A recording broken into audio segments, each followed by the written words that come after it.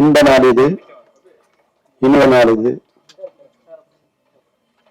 செந்தமிழ் செல்வர் செந்தமிழன் தம்பி சீமான் அவர்கள் உள்ளிட்ட மேடையில் அமைந்திருக்கும் அத்தனை திரைத்துறை சார்ந்த நண்பர்களே, பத்திரிகை சகோதரர்களே, ஊடக தோழர்களே, நண்பர்களே, உங்கள் அனைவருக்கும் பணிவான என் மாலை தமிழ் வணக்கத்தை மகிழ்வோடு தெரிவித்துக் கொள்கின்றேன்.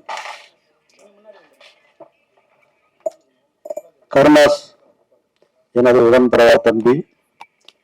அவரது பெருமுயற்சியில் சல்லியர்கள் சங்கம் மாதம் இடப்போகிறது. அகிலம் எங்கும் வெற்றி கொடி நாட்ட இருக்கிறது. சல்லியர்கள் சாமானியர்கள் அல்ல, சகாப்தம் படைக்கப் போகிறவர்கள், சரித்திரம் படைக்கப் போகிறவர்கள். ஆம், அங்கேயும் கனாதபடி எங்கும் வெற்றி கொடி நாட்டிட இறைவனை இறைஞ்சி விடைபெறுகிறேன். நன்றி, வணக்கம். எல்லாருக்கும் வணக்கம். தமிழ் கொஞ்சம் கொஞ்சம் தான் பேச முடியும். நான் தெலுங்கு இருந்தாலும் கூட நான் தமிழ்ல தான் பேசுறதுக்கு இதுக்கு இல்ல அண்ணா இங்க உட்காரங்கல்ல, எனக்கு பயமா இருக்குது தமிழ் பேசலான்னு. நான் செகண்ட் மூவி ப்ரொடியூஸ் பண்ணேன். அண்ணா கருணாஸ் அண்ணா மெயின் ரோல். போகும் இடு தூரம் இல்லை. முதல் படம் விசித்திரன் ஆர்.கே. சுரேஷ் கூட பண்ணது. செகண்ட் மூவி அண்ணா கூட சேர்த்து விமல் அண்ணா சேர்த்து அது வரப்போறது. நெக்ஸ்ட் இயர் பிப்ரவரி மாசத்துல வரப்போறது. இது என்னன்னா, படம் is not a easy job to make it. எல்லாரும் உங்களுக்கு தெரிஞ்ச விஷயம்தான். நீங்க என்ன எழுதுறீங்களோ அது கொஞ்சம் பார்த்து ஒரு 1 or 2 times திங்க் பண்ணிட்டு எழுதிட்டாங்கன்னா, இங்க வேலை பண்ற ஆளுங்க இருக்காங்கல்ல, அவங்க ரொம்ப ஹார்ட் ஒர்க்கா பண்ணிட்டு தான் பண்றாங்க. நிறைய பேர் தூக்காத கூட பண்ணிட்டே இருக்காங்க. நிறைய பேர் சாப்பாடு இல்லாத டைம்ல கூட சாப்பாடு கூட ஒரு நாளுக்கு ஒரு தடவை தான் சாப்பாடு சாப்பிட்டு வேலை பண்ண ஆளுங்க கூட நான் பார்த்த படத்துல. இவ்வளவு ஹார்ட் ஒர்க் பண்ணும்போது அவங்களுக்கு எல்லாத்துக்கு நீங்க தான் என்கரேஜ்மெண்ட் கொடுக்கணும். ஸோ இது எப்படி என்ன எழுதுங்க, பட் படம் பத்தி எதினால் கொஞ்சம் பாசிட்டிவா இருந்துச்சுன்னா அப்பதான் தியேட்டர்ஸ் எல்லாம் நல்லா போகும். இப்ப எல்லாம் தியேட்டர்ஸ் மேலதான் நம்மளுக்கு எல்லாம் நம்பிக்கை இருக்குது. பட் நீங்க எல்லாம் நல்லா எழுதிடுவீங்கன்னு சொல்லிட்டு எனக்கு நம்பிக்கை இருக்குது. Thank you very much for giving this opportunity. Thank you. அனைவருக்கும் என்னோட மாலை வணக்கம். மேடையில் இருந்திருக்கும் திரு சீமான் அவர்களும் மற்றும் மேடையில் இருந்திருக்கும் எல்லாருக்கும் என்னோட பணிவான வணக்கங்கள். இந்த படம் நான் பார்த்தேன். நிச்சயமா மேடை பேச்சுக்கா சொல்ல, நல்ல முயற்சி. அவர் கிட்டோட படம் அந்த மேதகுவும் பார்த்தேன், ரொம்ப தரமா பண்ணியிருந்தாரு. இந்த படம் நிச்சயமா, ஏன்னா இதுல என்ன நம்ம தமிழ்ல தான் பேசுறாங்க, அந்த இலங்கை தமிழ்ல பேசுறதுனால நிச்சயமா இந்த படம் நல்ல ரீச் ஆகும்னு நினைக்கிறேன். மேதகு கூட நல்லா போச்சு, ஓடிடிலேயே பெரிய லெவலில் ஹிட்டான படம் மேதகு. அதுக்கு அடுத்து இந்த படம் முயற்சி எடுத்திருக்காரு. படம் நல்ல தரமான படம், நான் மேடைக்கா சொல்ல. நிச்சயமா இந்த படம் ஓடுங்கிற நம்பிக்கை இருக்கு. ஏன்னா இன்னொரு இது என்ன, ஒரு இலங்கை படம் அப்படின்னு பார்க்காம ஒரு நல்ல ஒரு லவ் சப்ஜெக்ட். இப்போ ஒரு படங்கள் கன்னத்தில் முத்தமிட்டால் எடுத்து பார்த்தா கூட அந்த லவ் எபிசோடு தான் படத்தை நிற்க வச்சுன்னு சொல்லலாம். அது மாதிரி இந்த படத்துலையும் லவ் எபிசோடு ரொம்ப டிஃப்ரெண்டாக பண்ணியிருக்காங்க. அப்புறம் நம்ம கருணாஸை பற்றியும் கிரேஸை பற்றியும் சொன்னால் எல்லாருக்கும் தெரிஞ்ச மேட்ரு தான். அவங்களுக்கு எவ்வளோ மியூசிக்கில் நாலேஜ் இருக்குது, எவ்வளோங்கிறது எல்லாருக்கும் தெரிஞ்ச உண்மை. அவரோட பையன் கென்னு உண்மையிலேயே ரொம்ப மெச்சூர்டாக இருக்கு. மியூசிக் இங்கே கென்னு வரலையா? நிச்சயமா நல்ல ஒரு எதிர்காலம் இருக்குன்னு நினைக்கிறேன். கென்னுக்கு ரொம்ப அருமையாக அற்புதமாக மியூசிக் பண்ணியிருக்காரு. மற்றும் இந்த படத்தில் வேலை பார்த்துறவங்க தான் போட்டு சொன்னாங்க, 30 பேர் தான் வேலை பார்த்தாங்க. படத்தில் எதுவுமே தெரியல. நல்ல தரமான படமாக நல்லா எடுத்திருக்காங்க. நிச்சயமாக அந்த படம் வெற்றி பெறணும். வெற்றி விழாவுக்கு நானும் கலந்துப்பேன். நன்றி, வணக்கம். அன்பிற்குரிய சகோதரர் சீமான், அன்பிற்குரிய தம்பி இயக்குனர் கிட்டு, அன்பிற்குரிய நண்பர் கருணாஸ் உள்ளிட்ட என் திரைப்பட குடும்பத்தினர் சூழ்ந்திருக்கிற அனைத்து உறவுகளுக்கும் என்னுடைய அன்பான மாலை வணக்கம். சல்லியர்கள் திரைப்படம் ஆகிறதுக்கு முன்பே தம்பி கிட்டு அவர்கள் என்னிடம் அந்த கதையை சொன்னாங்க. காரணம், மேதகு படைப்பு எனக்கு ரொம்ப பிடிச்சிருந்தது. சல்லியர்கள் சொன்னதுக்கு 2 காரணம். ஒண்ணு, கதையை சொல்லணும் அப்படிங்கிறது. பகிர்ந்துக்கணும்னு. ரெண்டாவது, என்னுடைய மகன் தமிழ் கௌதமன் இந்த படத்துல சல்லியர்ல நாயகனாக நடிக்கிறதா இருந்தது. ஆனா இன்னொரு படத்துக்கு முடி நிறைய விட்டதுனால இது உடனடியா படப்பிடிப்பு போகணும், முடிய ஒட்ட வெட்டணும் அப்படிங்கிறதுனால அது பண்ண முடியாம போயிடுச்சு. அப்பொழுதே ஒரு பெரும் சிலிர்ப்ப இந்த கதையாக கேட்கும் போதே எனக்குள்ள ஒரு பெரிய தாக்கத்தை ஏற்படுத்துச்சு. படைப்பாக, திரைப்படைப்பாக இதை பார்க்கணும்னு நண்பர் கருணாஸ் அவர்களும் கிட்டு அவர்களும் சொன்ன போது பொன்ராம் அவர்களும் நானும் தான் பார்த்தேன். உண்மையிலேயே செகண்ட் ஹாஃப் பார்த்து முடிச்ச உடனே ரெண்டு பேர் மட்டும்தான் பார்த்தோம். ஒரு கனத்த மனநிலை அதுல இருந்து நீங்கிறதுக்கு ரொம்ப நேரம் ஆயிடுச்சு. காரணம், தொழில்நுட்ப கலைஞர்களுடைய நேர்த்தியான அந்த உழைப்பு, குறிப்பா அந்த படத்துல நடிச்ச நடிகர்களுடைய அந்த நடிப்பு, செம்பியனாக நடிச்ச தம்பியாக இருக்கட்டும், திருமுருகனாக இருக்கட்டும், அதுல இந்த பொண்ணு கதாநாயகியா நடிச்சிருக்கு. அது ஏதோ டிக்டாக் பண்ணிக்கிட்டு இருந்தான் தஞ்சாவூர்ல, ஒரு பேயை போல நடிச்சிருக்கு இந்த படத்துல. அந்த கதாபாத்திரத்தை அந்த பெண்ணை தாண்டி யாருமே, எந்த ஒரு தேர்ந்த நடிகை கூட, நான் யாரையும் குறைச்சு மதிப்பிடல, இன்னைக்கு திரையுலகத்தில் இருக்கிற எந்த ஒரு நடிகையா இருந்தாலும் அந்த நடிப்பை கொடுத்துருக்க முடியுமாங்கிறது ஒரு பெரிய ஒரு சவாலான விஷயமா தான் நான் பாக்குறேன். அப்படி அந்த பிள்ளை மனசை அப்படியே உரைய வச்சிருச்சு, கலங்க கூட இல்ல, உரைய வச்சிருச்சு. அது மேக்கப்பே போடாம அந்த முகம் அப்படியே ஈழத்தினுடைய போர்க்களத்தில் இருக்கிற ஒரு மருத்துவ, ஒரு டாக்டர், ஒரு சல்லியர், ரொம்ப அப்படி ஒவ்வொருத்தரும் தன்னுடைய பங்களிப்பை செஞ்சிருக்காங்க. ஒளிப்பதிவாளராகட்டும், படத்தொகுப்பாளராக இருக்கட்டும், எல்லாருமே.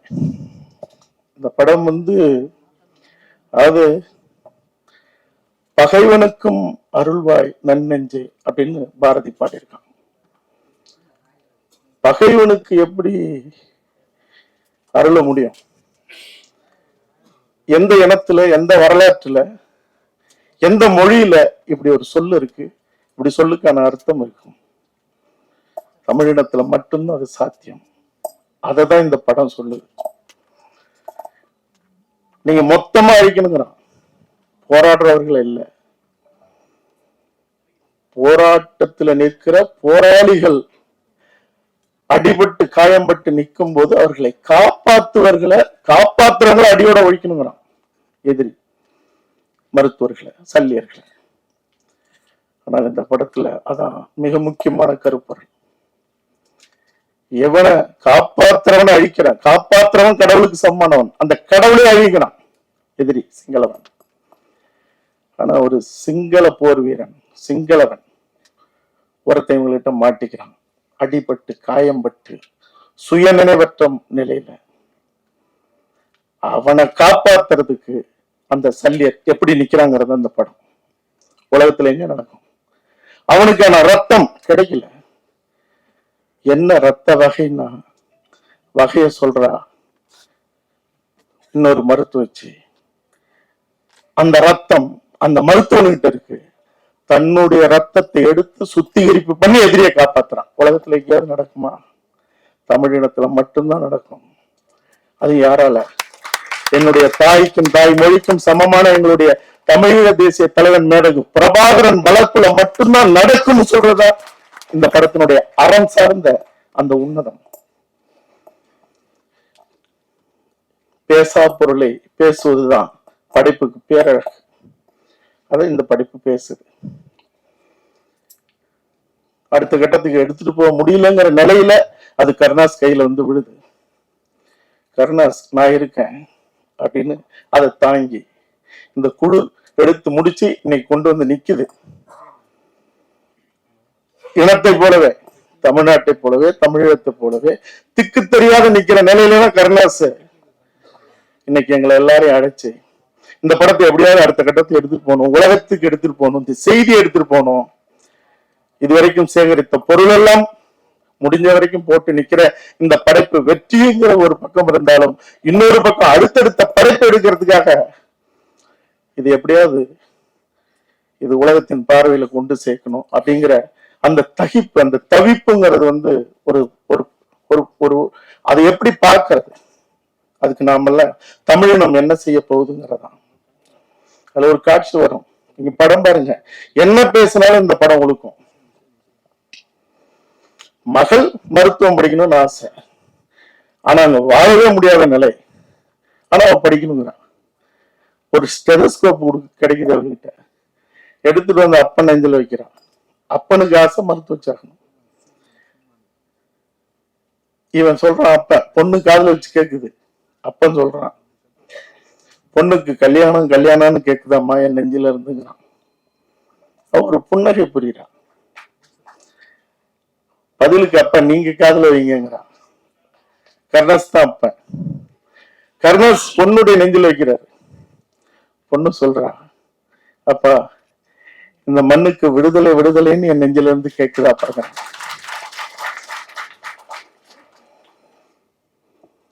படைப்பும் வாழ்க்கையும் வீரமும் அறமும் செழித்த இந்த இனம் திக்கு தெரியாம நின்றுட்டு இருக்கு. ஒரே ஒரு நிகழ்வு மட்டும் சொல்லி நான் உரை பண்ணணும்னு நினைக்கிறேன். அதாவது உலகத்தினுடைய பல நாடுகளுக்கு போராளிகளாலையும் அல்லது எங்கள் தமிழீழ உறவுகளாலையும் அழைக்கப்பட்டு போராட்ட காலத்துக்கு மட்டும் இல்ல, ஐநா சபையில 3 முறை நான் பேசினது, என் படைப்பு ஆவணப்படம் அங்கு திரையிடப்பட்டது. இப்படி ஓடுன அந்த காலகட்டங்கள்லாம் தலைவர் பிரபாகரனுடைய வரலாற்றை திரைப்படமாக்குறது. சொன்னாங்களே சந்தனக்காடு வீரப்பனுடைய அந்த வரலாறு 15 ஆண்டுகளுக்கு முன்னாடி எடுக்கப்பட்டது. இன்னைக்கும் பேசப்படும் பொருளா மட்டும் இல்ல, பரபரப்பா மட்டும் இல்ல, திகிலாவும் அது கடந்துகிட்டு இருக்கு. ஆனா அன்னைக்கே சொல்ல வேண்டிய அத்தனையும் சமரசம் இல்லாத, எவனுக்கும் கவலைப்படாம அதிகார வர்க்கங்களை அடிச்சு நொறுக்கி எரிச்சு சாம்பலாக்குற அளவுக்கு படைப்பை செஞ்சாச்சு. ஆனா இன்னமும் பொய்யும் பித்தலாட்டத்தோட சேர்ந்து வீரப்பனை பத்தின செய்திகள் உள்ள வந்துகிட்டே இருக்கு, படைப்புகள் வந்துகிட்டே இருக்கு. செய்யறவங்க செய்யட்டும், ஆனால் இன்னும் பாதிக்கப்பட்டு நிக்கிற அந்த மக்களுக்கு ஒரு தீர்வை, ஒரு நீதியை, மனமும் உடலும் புண்பட்டு கிடக்கிற அவர்களுக்கு ஒரு தீர்வு கொடுக்க இங்க யாருக்கும் அருகதையும் இல்லை, நேர்மையும் இல்லை, அரசாங்கம் உட்பட. ஆக அப்படிப்பட்ட நிலையில அந்த சந்திரக்காடு எடுத்தது வீரம் செறிந்த எங்கள் ஈழத்தின் விடுதலை போராட்டத்தை படைப்பு செய்யறதுக்கான ஒரு ஒத்திகையா தான் எடுத்தேன். அதை நேர்த்தி எடுத்தேன்.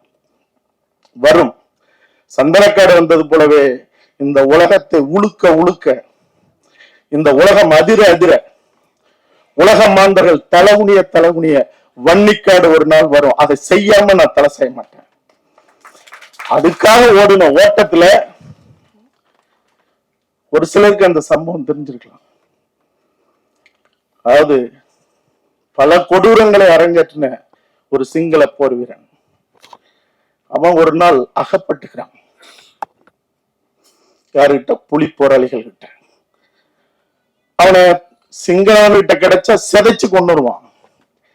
இங்க புலி போராளிகள் கிட்டம் கிடைச்சிட்டா முறைப்படி அவனுக்கான விசாரணை, புலிகளுடைய நீதிமன்றம், அதுக்கப்புறம் அவனுக்கான தண்டனை. அதுல எந்த சமரசமும் இல்லை. அப்படி ஒரு கொடூரமான சிங்கள வீரனை பிடிச்சு சிறையில வச்சு விசாரணை நடந்துட்டு இருக்கு.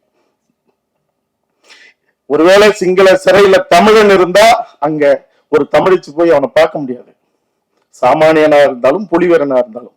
ஆனால் தமிழ புலிகளுடைய சிறையில இருந்தா ஒரு சிங்கள பெண்ணா இருக்கட்டும், தாயா இருக்கட்டும், குடும்பத்துல எந்த உறவா இருந்தாலும் வந்து பார்க்கலாம். அப்படி சிறையில் அடைக்கப்பட்ட அந்த சிங்கள வீரனை அவனுடைய இளம் மனைவி, காதல் மனைவி, 6 மாதம் ஆச்சு கைது செஞ்சு பார்க்க வரா. ஒரு காதல் மனைவி, இளம் மனைவி, எவ்வளவு ஆசை இருக்கும். இவன் கொடூரமானவன், மாட்டிக்கிட்டான், வெளியே வருவானா வரமாட்டானா, ஆனால் பார்க்கிற நாள் அன்னைக்கு வரா, பார்க்கிறான். ஆனால் மாலை 5 மணிக்கு கடைசி பேருந்து. அது கடந்து போயிருச்சுன்னா அதுக்கப்புறம் பேருந்து இல்லை. சிங்கள பகுதிகளில் அடைப்பு, அந்த போக முடியாது. பார்த்துட்டு போனவ தன் கணவன் தன்னை கிடைப்பானா கிடைக்க மாட்டான்னு ஏதோ ஒரு மரத்தடியில உட்கார்ந்து அழுதவ பேருந்து தவற விட்டுறான். பேருந்து போயிடுது. இப்ப ரோந்து போன புலிகள் கண் பார்வையில பட்டுறான். என்னன்னு தவிச்சு போறாங்க. எப்படி நீங்க இருந்த, ஏன்னா அது குற்றம், ஏன் பார்க்காம விட்டோம் அப்படின்னு. அவ போயிருக்கணும், போகல. என்ன செய்யறது? வெறும் ஆண்கள் மட்டுமே இருக்கிற சிறை பகுதி அது. நீங்க அதை தாண்டி போனா இந்தாண்ட சிங்கள தடுப்பு, செக் போஸ்ட், அண்ணாண்ட பெண்கள் பகுதி தூரத்துல இருக்கு. இரவு நெருங்குது, எப்படி வச்சிருக்கிறது? தலைவர் வரைக்கும் செய்தி போகுது. ஒரு பெண், சிங்கள பெண் செய்தி போகும்போது என்ன பண்றது? அவளை ஒரு பெண்ணை எப்படி வச்சிருக்கிறது? ஆண்கள் மட்டுமே இருக்கிற ஒரு இடத்துல.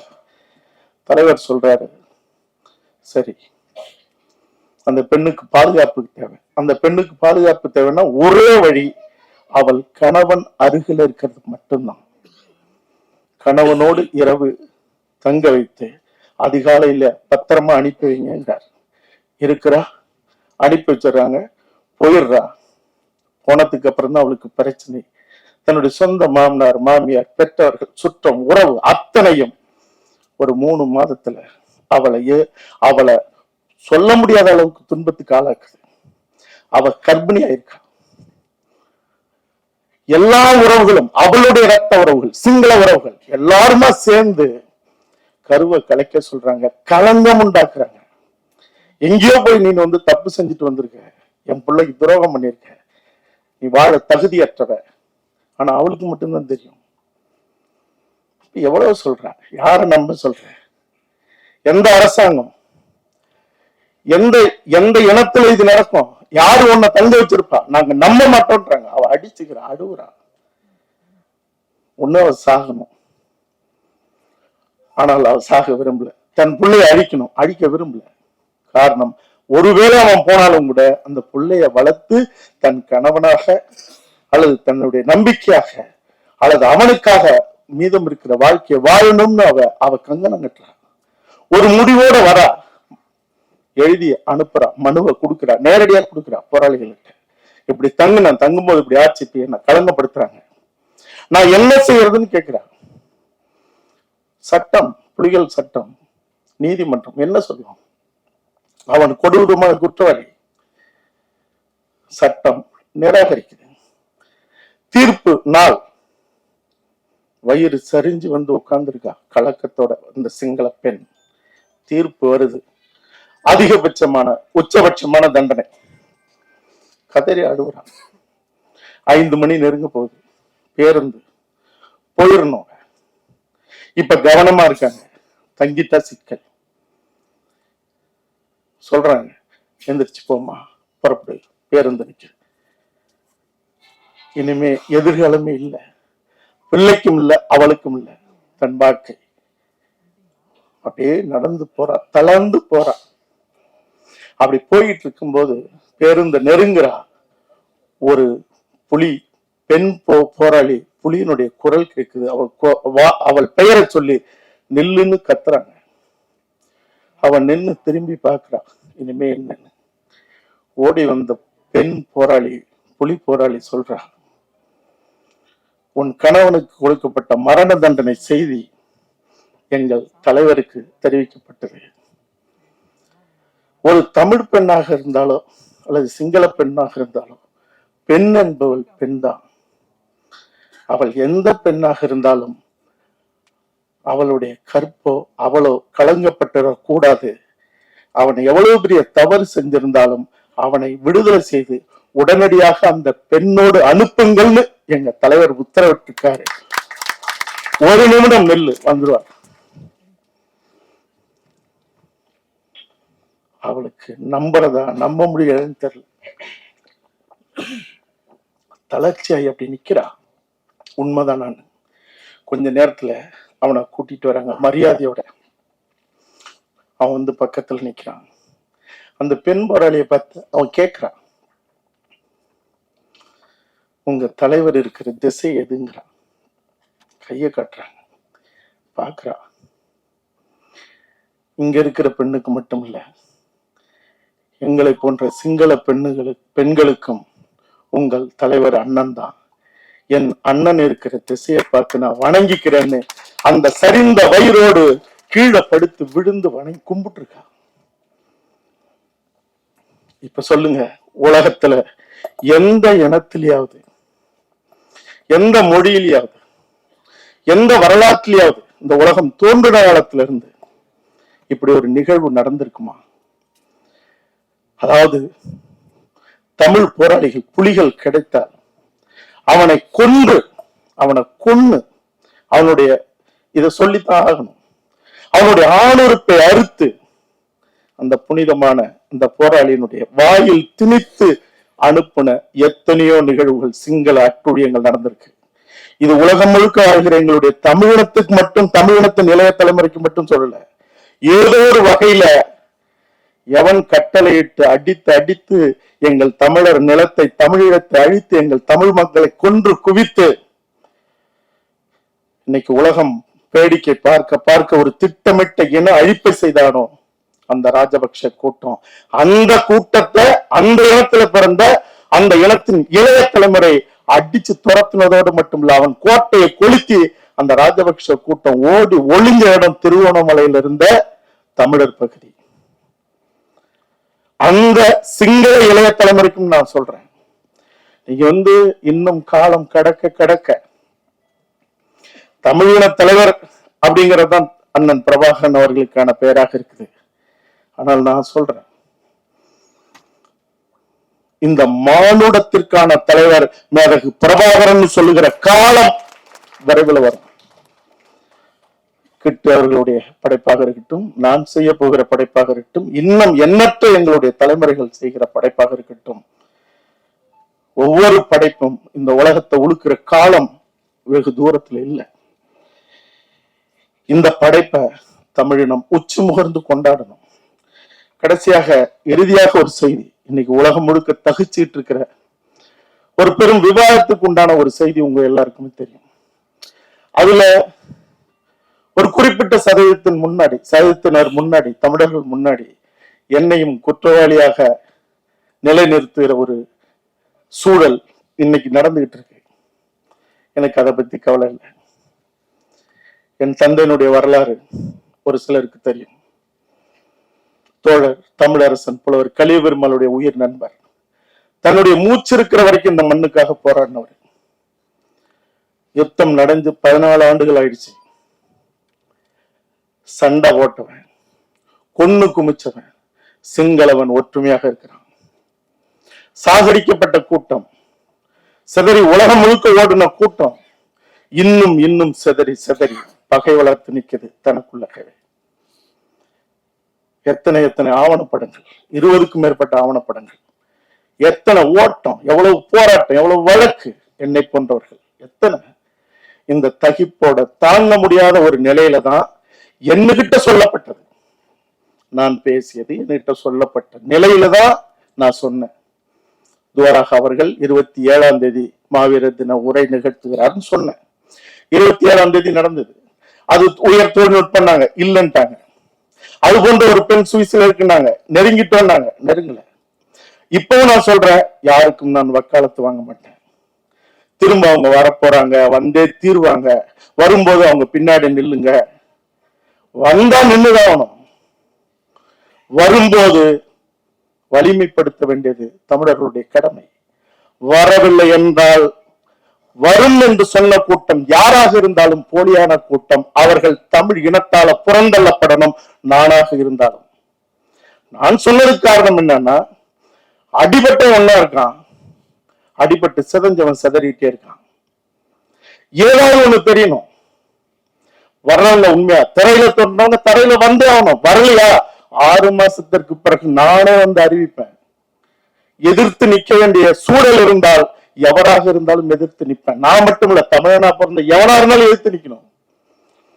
பொய்யை உண்மையாக்குகிற ஒரு சூழலை ஒருபோதும் தமிழினம் இனிமே அனுமதிக்க கூடாது. அதனால திரும்பவும் சொல்றேன், உலக தமிழர்கள்ட்ட சொல்றேன், அதாவது எல்லா இடத்துலயும் சத்தியம் இருக்கு, உண்மை இருக்கு. வைரமுத்தவர்கள் கூட சொன்னார், சத்தியம் பேசுகிற இந்த படைப்பு, சத்தியமும் உண்மையும் உலகத்துல எல்லா இடத்துலயும் இருக்கு. ஆனா அறம் தமிழர்கள்ட்ட மட்டும்தான் இருக்கு. அந்த அறம் வென்றே ஆகும். அதற்கு உண்மையாக இருப்பவர்கள் யாராக இருந்தாலும் அவர்களை கொண்டாடணும். நான் சொல்லிட்டேங்கிறதுக்காக நான் தாங்கி பிடிச்சிட்டுலாம் நிக்க மாட்டேன். வரவில்லை என்றால், வரக்கூடிய சூழல் இல்லை என்றால், அல்லது வரவே வராது என்றாலும் கூட என் இனத்தின் இளைய தலைமுறைக்கு, என் இனத்திற்கு உண்மையை சொல்ல வேண்டிய கட்டாயம் எனக்கு இருக்கு. 6 மாசம் கழிச்சு எந்த உண்மையாக இருந்தாலும், அல்லது அதற்குள்ளாக தேவைன்னாலும் நான் சொல்லுவேன். யாராக இருந்தாலும் உண்மையாக நிற்போங்கிறதுதான். உண்மையாக உறுதியாக நின்று இந்த இனத்தினுடைய வெற்றிக்கு, தலைநிமிருக்கு, தமிழ் இனத்தினுடைய இறையாண்மையை மீட்க, 1000 அர்த்தங்கள் இருக்கு இறையாண்மைங்கிற சொல்லுக்கு. உலகத்துக்கே வழிகாட்டின இனம் வழி சுமந்து வழி தெரியாத நிக்கிற நிலையில தான் இன்னைக்கு இந்த போராட்ட களங்கள்லாம், சல்லியர்கள் போன்ற படைப்புகள்லாம் இன்னும் இன்னும் செய்ய போகிற, அது போராட்ட களமாக இருந்தாலும் திரைக்களங்களாக இருந்தாலும் நாம் செய்யணுங்கிறது மட்டும் இல்ல, ஒன்றாக நிற்கணும், உறுதியாக நிற்கணும்னு உரிமையோடு கேட்டுக்கிட்டு, சல்லியர்கள் வெற்றியை தமிழர்கள் அனைவரும் உறுதி செய்ய வேண்டும் என்று கேட்டுக்கொண்டு விடைபெறுகிறேன். நன்றி, வணக்கம்.